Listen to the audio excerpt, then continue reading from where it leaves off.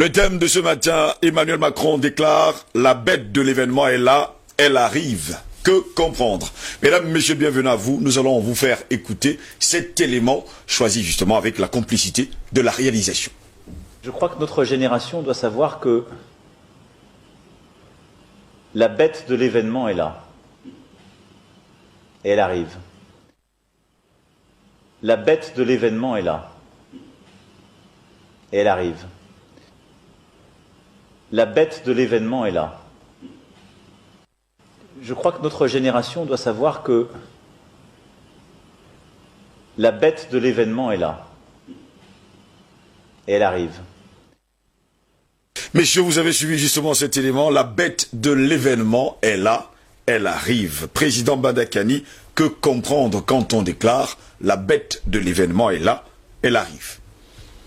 Mon cher Ngo, je crois que pour bien situer cette problématique, au regard de la sortie de ce monsieur qu'on appelle président de la France, il faut convoquer la Bible et d'autres traditions, des traditions cosmogoniques ou eschatologiques. Mais pour le cas précis, il faut convoquer la Bible ici, qui nous parle de l'avènement de la bête. Alors, dans le sens biblique de l'avènement de la bête, c'est le stade suprême du mal. C'est le mal dans sa réalisation suprême. C'est-à-dire que c'est l'abomination qui, pour résumer, est la consécration extrême, n'est-ce pas, de la rébellion.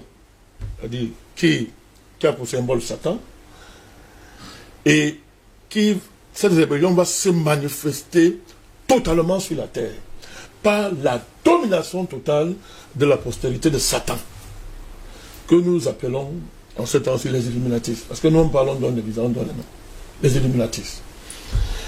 Alors, de manière concrète, il s'agit de quoi? Il s'agit de ce que on va exterminer l'espèce humaine. Il s'agit de l'extermination de l'espèce humaine, du génocide universel. C'est-à-dire que, on l'avait déjà dit ici lorsqu'on analysait la loi bioéthique, c'est-à-dire que tout être humain qui est né d'homme et de femme doit disparaître. Mais ce que les gens ne savent, c'est que les gens ne savent même pas. Quand on dit qu'ils vont disparaître, ils pensent que ça va être seulement facile comme ça, à l'aide, avec un vaccin comme ça, tu meurs simplement. C'est faux. Ça sera atroce. Et pour voir à quoi ça ressemble, nous avons été parmi ceux qui avons mis sur la place publique africaine le sort d'une dame qu'on appelle Aïssatou Thiam. C'est une Sénégalaise. Oui. Et cette femme-là dit ce qu'elle a vécu. L'armée française a pris cette femme comme cobaye, c'est-à-dire l'État profond français. Évidemment, manipulé et dominé par les illuminatistes toujours. A pris cette femme comme cobaye, on lui a injecté le vaccin à son issue. Elle allait à l'hôpital, je crois, c'était à Lyon ou à Montpellier, quelque chose comme ça. Mais sa vie, mon cher gosse, est devenue un enfer. À cause de ça, on l'a, pour que leur expérimentation aboutisse, les militaires français sont allés jusqu'à détruire sa famille, tuer son mari, attaquer ses parents, ses filles. Hormis le fait que cette dame, elle n'arrivait pas à dormir, pas de sommeil, c'est-à-dire que vous pouvez imaginer, vous n'arrivez pas à dormir, comme elle dit elle-même, elle va aux toilettes, on la surveille, elle fait l'amour avec son mari, on la surveille, elle dit, sa vie était un enfer. Cette femme-là, je peux vous amener la vidéo ici. Comprenez? À l'époque, quand j'ai mis ça, quand nous avons décidé de prendre ce problème en charge, les gens ont cru qu'on a conté des histoires. Mais il y a des Africains qui sont allés chercher et ils ont retrouvé cette dame. Elle est là, elle vit. Elle a fait une sortie publique, elle vit. Donc, le cas de cette dame-là est emblématique de ce qu'on nous prépare, de ce qui est derrière la bête, mon cher Ingos. Parce que la Bible est claire.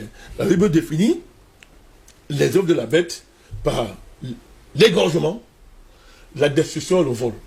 C'est-à-dire égorger, ça veut dire créer des océans de sang, massacrer, tuer en masse.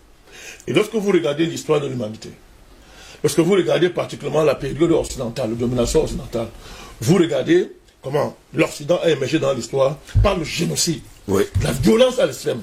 Et par exemple, on a une montée en extrême